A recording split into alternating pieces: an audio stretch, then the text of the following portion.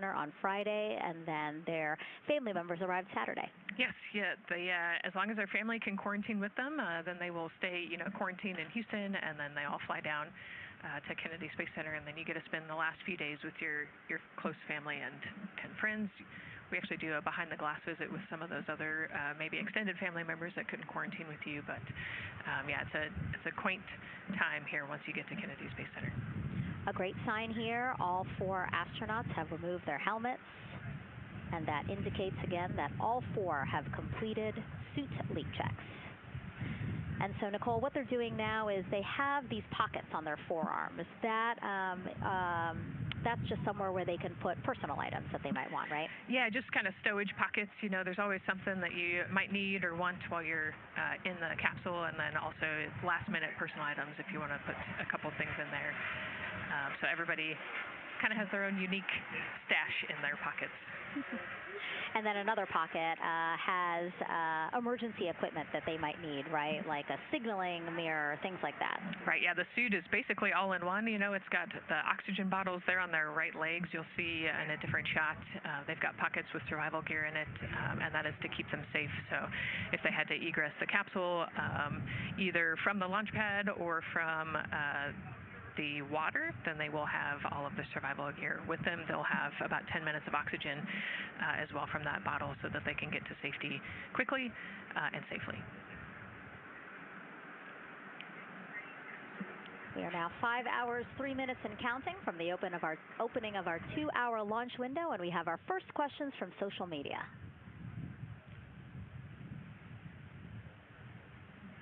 Question here from X. So to be clear, this is not a mission to land, but to orbit the moon. Thank you, and thank our astronauts. Nicole.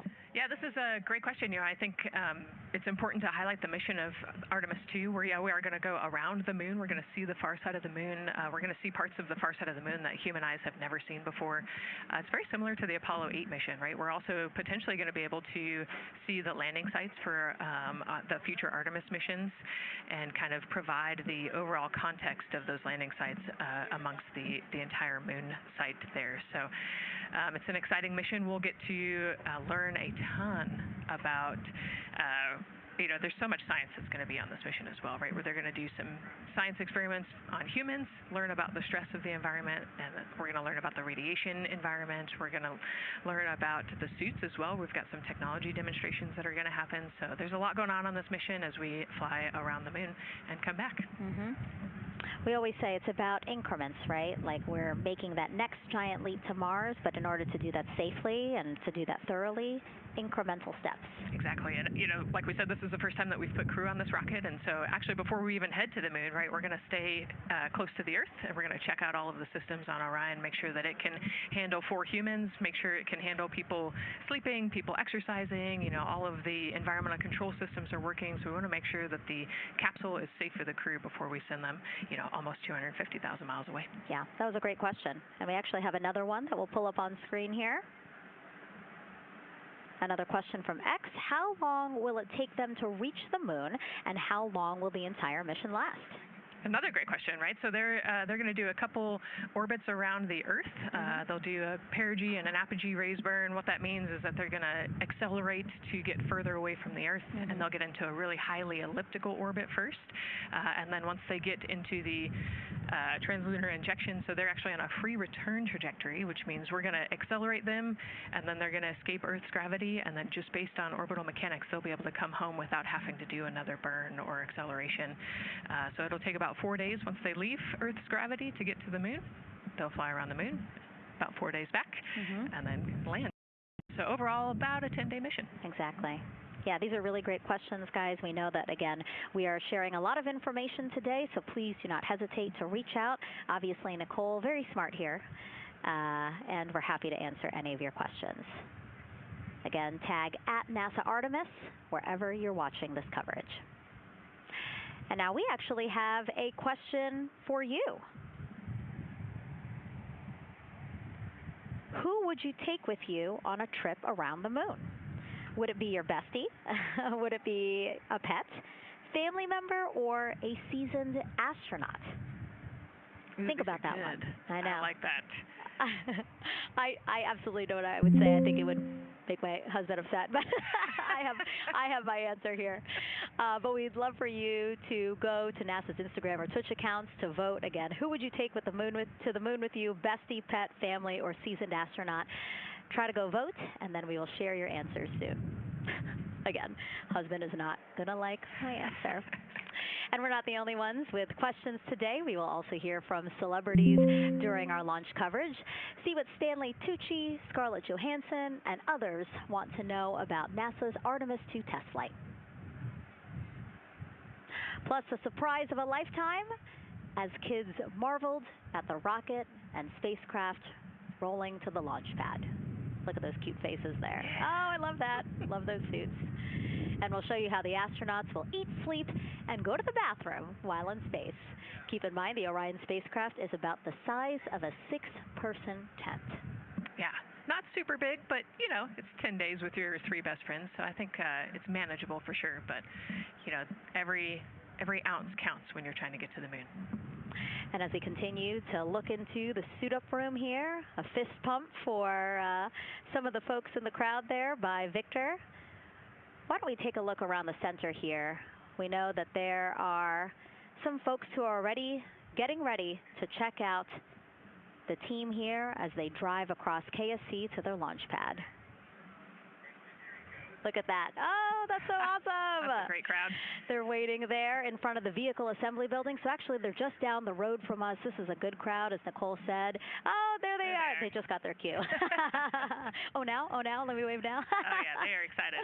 That's amazing. So all of these folks, content creators that are getting behind-the-scenes access as part of NASA's NASA social experience here. So as you can see, very excited. The crew will get into their convoy and drive past them here pretty shortly. Yeah, what an amazing way to share the Artemis story, right? By inviting these social media experts out to share the story as they drive by. All right, again, let's take a look at the clock. 4 hours, 58 minutes and counting from the opening of today's 2-hour launch window. So why don't we check back in with Daryl with the launch team. Megan and Nicole, and inside Fire Room 1, I'm listening to Launch Director Charlie Blackwell-Thompson greet the Ascent crew who just came on console over there at Johnson Space Center. So good to have the Mission Control team jumping on with us. So far, the launch team here in the firing room has had a really good morning. Really smooth tanking that kicked off at 7:30 a.m. this morning. They got to all stages replenish just before 1 o'clock p.m. Eastern time, and it was an incredibly smooth tanking. That's great as we look here watching the crew and also with an eye on the rocket. Weather, of course, we've talked a little bit about that. It's favorable overall, 80% go for our 2-hour window between 6:24 p.m. and 8:24 p.m. We don't have an exact T0 right now because that's going to come to us closer when we get closer to launch, roughly about 20 minutes before liftoff. But it's going to be within that window and towards the beginning, provided everything continues to go smoothly along the timeline. And so far, that's been the case. I mentioned that there was a small issue in my previous live hit that actually was incorrect. There was no issue. I've gotten the good data now that I'm on the headset and listening into the loops. Engineers, avionics engineers, are keeping an eye on a display unit inside Orion that's just running a little cooler than normal. It's not going out of limit. It's actually completely fine. But they just were noting the trend and reported that to the NASA test director. So they'll keep their eyes on that. But again, there was no LCC violation. And once they get the cover off Orion out there that's protecting it from the rain, they expect the temperatures inside the Orion crew capsule to stabilize. And with that, we'll send it back to the host desk with Megan and Nicole. Thank you so much, Daryl. Now, Daryl is inside Firing Room 1 in the Launch Control Center, or LCC, as you might hear it referred to, which was built in 1967 to support Apollo missions. In fact, Apollo 11, the mission that landed on the moon in 1969, that was called from the exact same firing room. NASA then upgraded the LCC to support shuttle missions and now Artemis. see there a shot from when we supported shuttle. Now with Artemis, the primary launch team for today is in Firing Room 1, but there is actually support staff in Firing Room 2 as well. And together they will propel this ambitious test flight off Earth.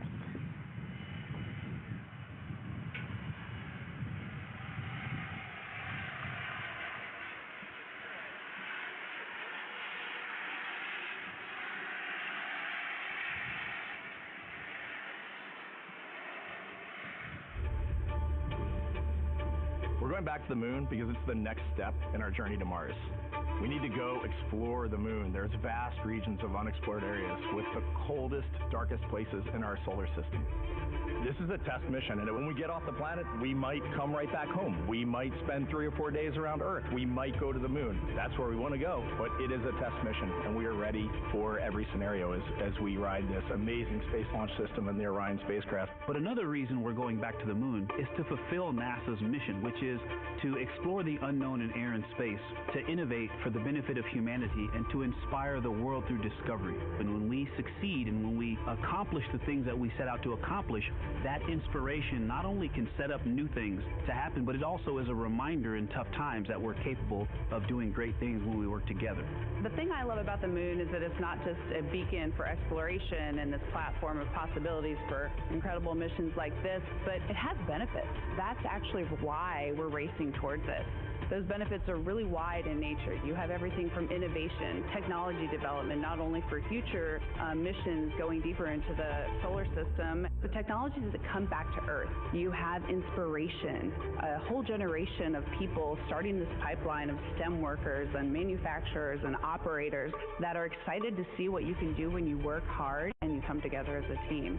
When I think about the 4 of us flying around the far side of the moon, seeing that Earth rise, taking images and video and sending them back to you, the feeling that I have inside is hope.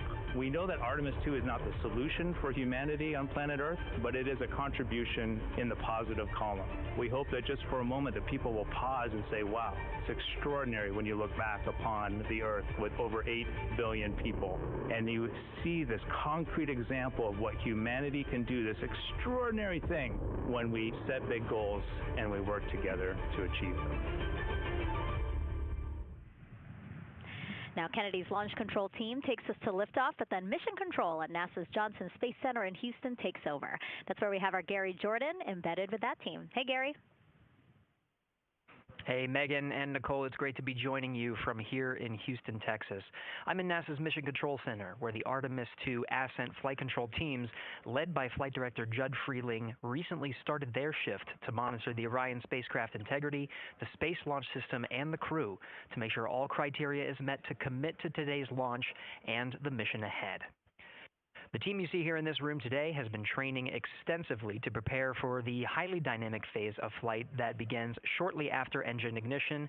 Teams here will be monitoring the flight of the Space Launch System, Orion, and of course the Artemis II crew on board as they make their way from the Kennedy Space Center into Earth orbit. The lead console positions will be in this room, called the White Flight Control Room, a room which traces its legacy to the Space Shuttle program, with the first shift supporting STS-70 health, life support systems, or trajectory. And each of these individuals has a support team in other rooms, each ensuring that no data point is left unchecked, no procedure is missed, and combining efforts as one Artemis team to ensure crew safety and mission success. After liftoff, Mission Control Houston will be staffed around the clock over the next 10 days until the spacecraft is safed for the recovery teams and the crew is extracted from integrity and brought aboard the recovery vessel. The roar of a powerful Space Launch System liftoff is just the beginning. The mission is, of course, a test mission, and the first with humans on board Orion and in deep space. The crew's job is to put the systems and capabilities of Orion to the test, taking us closer to a sustained presence on the lunar surface. It's great to see the crew gathered around the table. Megan, with that, we'll toss it back to you as we continue to monitor from here in Mission Control Houston. Back to you. Thank you so much, Gary. Yes, a pre-flight tradition that we have seen with our crewed flights and our astronauts, the card game, Nicole.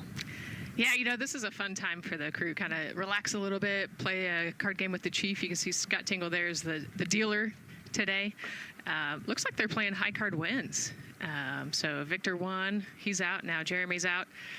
You know, there are two schools of thought on this game. Either you want to get rid of all your bad luck or go out on a high note. So it looks like the crew chose we're going out on a high note. And, you know, I think one of my favorite parts when I talked to Reed about this is he was just excited to play a game with his old boss from Naval Test Pilot School. So once again, his boss today.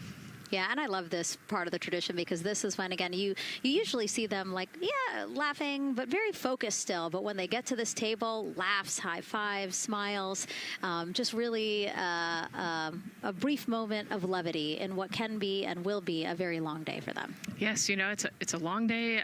There's a lot of preparation that goes in today, and so they're just, I think, at least for us, it was a nice brief moment of some relaxation, a couple laughs, you know, a moment to take a few deep breaths and reflect on the mission ahead, and then, you know, get some high fives as well. And so with their bad luck dispelled, some good luck from Scott Tingle, it seemed like there, right? Yes, definitely. It's actually a really fun tradition. You know, I think that card game is more steeped in tradition than anything else. Every crew has played that same card game. As you said, Nicole, the primary reason for why they're there to suit up, to do communications checks, to do pressure checks all done, and now it seems like Reed had some words for the team in that room.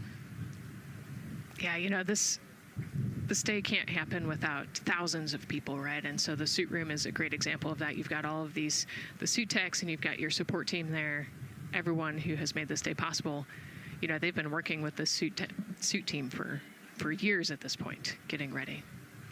So some fist bumps to the group. Again, the suit team are the folks dressed up in those white, very snazzy outfits. Special outfits that we can talk a little bit more about later.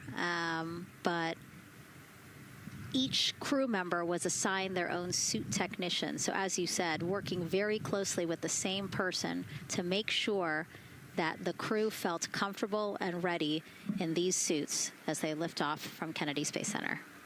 Right, and you know, each suit is slightly different, each person is slightly different, and so these suit techs know each individual super well. They know exactly how they like to get into the suit, exactly where things might get caught, or, you know, small adjustments that might need to be made. So they know their suit techs well, and their suit techs know them very well.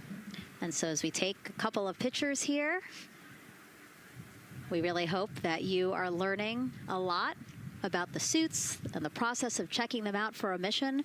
But imagine the opportunity to get a hands-on demonstration from people who helped design these suits.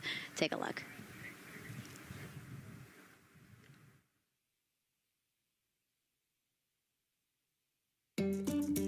Anyone want to try on one of the gloves? I love showing the kids the suit. I love how excited they get about space. Oh! So that would be... It just goes in there? We got to bring some stuff for them to actually put their hands in, and some of them were very excited because they want to be astronauts when they grow up. I would love to be an astronaut. That would be incredible. I'd like to be like an engineer that like maybe designs the suits. Whether it's the calm, the orange color, every aspect has an important function for our astronauts in space. It's going to be amazing seeing astronauts up close to the moon again. And that was a special event at Johnson Space Center. What we just saw there, obviously a big part of why this mission is so important to NASA, really just an opportunity to inspire everyone, especially kids, right, Nicole, to dream big and be curious. Oh, man, yeah, the kids are so important, right? I love talking to kids. You know, they are the future of spaceflight. They are the Artemis generation. And, you know, if we could just inspire even one of them to go on to be a scientist or an engineer or maybe even an astronaut someday, that's a win. And now let's turn our focus to the rocket for a little bit. Powering liftoff will be, again, NASA's Space Launch System rocket right behind us. And to learn more about SLS, let's go to Megan Carter, who's at Kennedy Space Center's Visitor Complex at an exhibit dedicated to Artemis and the future of spaceflight. That's right, Megan. I am so excited to be over here at the Visitor Center, but not just because of launch. I get to introduce you to the moon board. This is obviously a very complex mission, lots of moving parts and pieces. So the moon board is going to allow me to break some of those things down for for you just a little bit more in depth, starting with that SLS rocket. Now, the SLS, or the Space Launch System, very big, very powerful. It is going to be producing 8.8 million pounds of thrust at launch. And like I mentioned, very large. As you can see here, going to stand about 322 feet tall with a Orion there on top, just a little bit taller than the Statue of Liberty. Now, there are many components that make up this rocket, so I'm going to point out just a handful that you're going to hear about a lot throughout this broadcast, starting with our boosters. These two twin solid rocket boosters are going to be very powerful. They are going to burn for the first 2.5 minutes of flight, and each one is going to stand 17 stories tall. They weigh in at about 1.6 million pounds each. Now, I am going to jump back out and I'm going to show you a little bit about our core stage. That's going to be known as the backbone, essentially, of our rocket, and it is made up of around 5 components, starting with this engine section down here. This engine section is where our 2 propellants are going to be funneled down through our pipelines, and they are going to be mixed at 2 different temperatures, very complex processing, and they are then going to go on to feed that fuel to our 4 very powerful RS-25 engines. These are going to produce about 500,000 pounds of thrust each at launch, and they will burn for 8 minutes. All right, now jumping up here, we are going to take a look, because I just mentioned those propellants. Obviously, we do need fuel, and that is why we have around 535,000 gallons of that liquid hydrogen. That's approximately about the same amount that you could fill an Olympic-sized pool, just to give you an idea. And then we're also going to have that liquid oxygen, and like I mentioned, there's going to be about 200,000 gallons for that one, and they are going to be funneled down through those lines that you see here on the side. All right, jumping up real quick, this is going to be our upper stage. That is where our core avionics are going to be stored, essentially the brains of the spacecraft. And then jumping out super quick, let's see if we can zoom in here, and we can. Those propellants I talked about are going to be stored at cryogenic temperatures. That means thousands of degrees below Fahrenheit, so they have to be kept very cold. And that, all those bumps and ridges there that you see, those are actually going to be an insulation spray that's going to help keep that rocket nice and cool, keep the propellants ready to go, and get us set up for success. Now, obviously, that was a very quick overview of our rocket. I have so much more to show you here on our moon board, but for now, I'm going to turn it back over to you, Megan. Thank you, Megan. A very impressive demo of the moon board, but also an impressive system, obviously. She mentioned 4 RS-25 engines on the core stage, and actually we have one right behind us here, used during the shuttle program, and I got to get a closer look at it with Space Launch Systems Engines Deputy Manager Philip Benefield. Okay, so Philip, in terms of size, shape, and function, what we see here behind us, exactly what we see on the pad. Absolutely, Megan, absolutely. So this is the RS-25 engine. Impressive. We have 4 of these on the bottom of the SLS rocket to propel the SLS rocket in Orion into low Earth orbit. And we've been seeing views of the pad throughout this broadcast, but you mostly only see the bell here. What's happening over here? Right, so this is generally what we call the power head section of the engine. So the purpose here is that it takes in the propellants from the vehicle tanks, the liquid oxygen minus 297 degrees, super cold stuff. The liquid hydrogen even colder, minus 423 Fahrenheit. There's 4 turbo pumps on the engine that pressurize that propellant up to 9,000 psi in areas. It is all directed into the main combustion chamber, where it is burned into hot gas that then is accelerated out the nozzle to produce thrust. When you say hot gas, what are we talking about? We're talking 6,000 degrees Fahrenheit gas. Wow, so we're talking really cold as liquids coming into the combustion chamber, and then it comes out as really, really hot gas. How do you design, how do you engineer something to control both extremes? Absolutely, it's a very technically challenging. One of the main things here with the nozzle is that since you have the 6,000 degree Fahrenheit gas coming out, you have to cool that nozzle so it doesn't melt.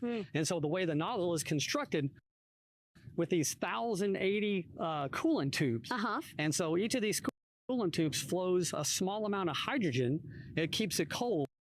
and so it doesn't melt during operation. Wow. I mean, all of the science that you're talking about, it is truly amazing that you guys designed this for shuttle and yet you've reconfigured it, retooled it to be able to now support Artemis. What do you think about that? Yeah, I think that's really amazing, the fact that we were able to use the heritage hardware on the Space Launch System.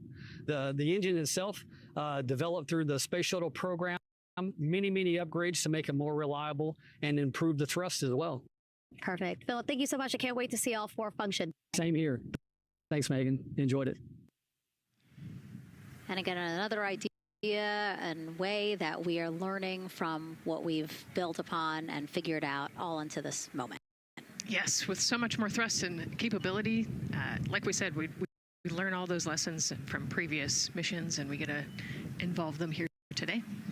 And here we are, the closeout crew in the White Room, getting ready for the astronauts who have just left crew suit up and are now walking down a hallway to greet some family and friends downstairs. Commander Reed Weissman, Pilot Victor Glover, Mission Specialist Christina Cook, and Jeremy Hansen. Looking excited, ready, now in that elevator to take them 3 floors down. Thumbs up, one more photo. Oh, nope, a couple more people in that elevator. Those are important folks. They're going with them to the pad. Yeah, this is a fun elevator ride. Yeah. And actually you couldn't see them because they're off camera, but the support crew that's actually in crew quarters with us is right there waving goodbye and saying goodbye to you. So it's a really special moment to say thank you and say goodbye to the support crew at crew quarters. That's amazing. And so again, they will ride down 3 floors, and then soon we'll walk out the doors that you see underneath the banner there that says their names. These doors, the same doors that astronauts who have launched from Kennedy Space Center have walked out of since the Apollo program. Yes, and you can see another tradition is putting your patch on that archway as well. So I'm sure they did that over the last couple days. They did. It's actually it's so hard to see because there's so many of them, which is also great, but it's on the door frame on the right-hand side, the very bottom. Awesome. Great crowd here. A shot now of everyone who is waiting to greet the crew as they walk out of the operations and checkout building here at Kennedy Space Center and will board their ride to the launch pad. Yeah, this is a really great shot, right? Because you get to see a little bit of what goes on there. So you've got the close family that were in quarantine with them up close. They get to wave goodbye one last time. You've got a little bit of media in the background, and then you've got some NASA employees and a lot of the program managers off to the side as well to wave goodbye one last time and wish them luck. Yeah, it's a really nice moment. Again, they have had some quality time with family, but this is their final opportunity to say, see ya in 10 days. Yep, the last wave. And so there are different pens of people, again, as Nicole was alluding to, specific to the quarantine rules that you followed in order to be able to have that access, have that closeness with the crew. And then on the bottom left-hand side of your screen, the Astrovan. And that is going to be the crew's ride out to the launch pad. This modified Airstream motorhome can seat up to 8 people inside. It has a TV and sound system, and we know they plan to watch a video during their trip out, right, Nicole? Yes. So I think Top Gun is on the menu, yes. And then also Point Break, because Christina surfs. So I think they've got a pretty decent entertainment planned. So I love that. It gets them in the headspace, the right headspace, to really just enjoy the ride to space. NASA's history with Airstream dates back to the 60s when the company created a crew quarantine vehicle for when astronauts returned from the moon. This picture here, President Nixon talking to the Apollo 11 astronauts inside said quarantine vehicle. Then during the shuttle program, Airstream created the first generation Astrovan, a 27-foot motorhome that transported astronauts across KSC to their launch pad. And again, that is what we're going to see today. A very similar picture. Again, the orange suits, the Astrovan, very reminiscent of what we have done before and how we got to where we are now. Yeah, and it's a pretty cool ride. You know, you get about 20 minutes to get out to the launch pad and watch a movie, listen to some music. It's kind of an interesting, you know, and then along the whole way here at KSC, all of the employees from Kennedy Space Center come out. You can see in the background of the shot you're looking at right now, all of those employees and everybody lining the streets, waving and wishing them luck. I think this is an emotional moment for a lot of people because this is the last time where a lot of people will be with the crew, because once they get to the pad, there's only a handful of folks with them before launch. Yeah, definitely. This can be emotional for the crew, can be emotional for the families, of course. I mean, you know, I got to wave goodbye one last time to my sister, and when we walked out those doors, and yeah, it's surreal. You know, it starts to become much more real the closer and closer you get to the launch pad. 20 seconds now from when we expect the crew to walk out those doors. It must be really hard for them to patiently wait for these very specific milestones. You've got a whole group back there that's telling jokes and keeping it light. So.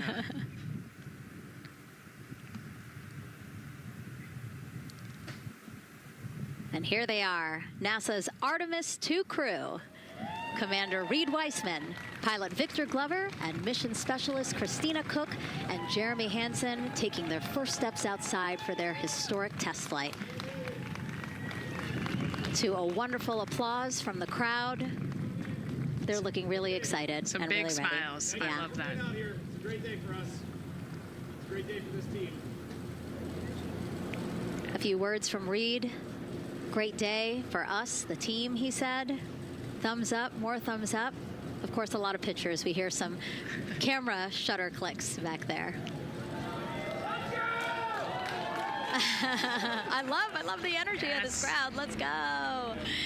And so now the crew walking over to each of their pens. The first people closest to them, of course, their family members who got to quarantine with them, correct? Yes. Yeah, so the ones that are close and waving, those are the immediate families, so spouses, partners, kids. And we're trying to give them some privacy so that they can have their conversations with their family members. Christina there, she has her husband. Victor has 4 daughters and his wife, they're there. Reed, his 2 daughters are there. And then Jeremy, his wife, 2 daughters and a son. You know, when you were standing in their shoes, Nicole, when you flew for Crew 10, what were you kind of talking about? Like, did you really think about this moment and what you might want to say? You know, they've all already done their real goodbyes, you know, in person. And so this is more just kind of, again, that last chance to wave, last chance to get one smile. You know, you see Christina there smiling. So this felt much less heavy and just, you know, waving and maybe cracking a joke or something, saying hi. So this was a really, really great moment for our crew. Reed's 2 daughters there. Reed spoke about when he told them that he was selected to be the Artemis II commander. And he said he was worried. He's a single dad, didn't know how they would react. And actually, he said he was overwhelmed by their support. He woke up the next morning with cupcakes baked by one of the daughters, moon cupcakes. Yes, I love this story. Moon cupcakes the next morning. Like, how awesome is that, right? Everybody needs their support system, and clearly he has that in his daughters. Christina said she took a bike ride with her husband and wanted to tell him when the moon rose, but that it was too foggy. But she said he was still very excited and happy for her. Yeah, the moon's still out there. A close-up now of, again, Commander Reed Weissman and Mission Specialist Christina Cook. To the right of your screen, as we pan left, we have pilot Victor Glover. Victor told his wife, and they told their 4 kids together, and he said that one of them just started yelling, "Let's go!"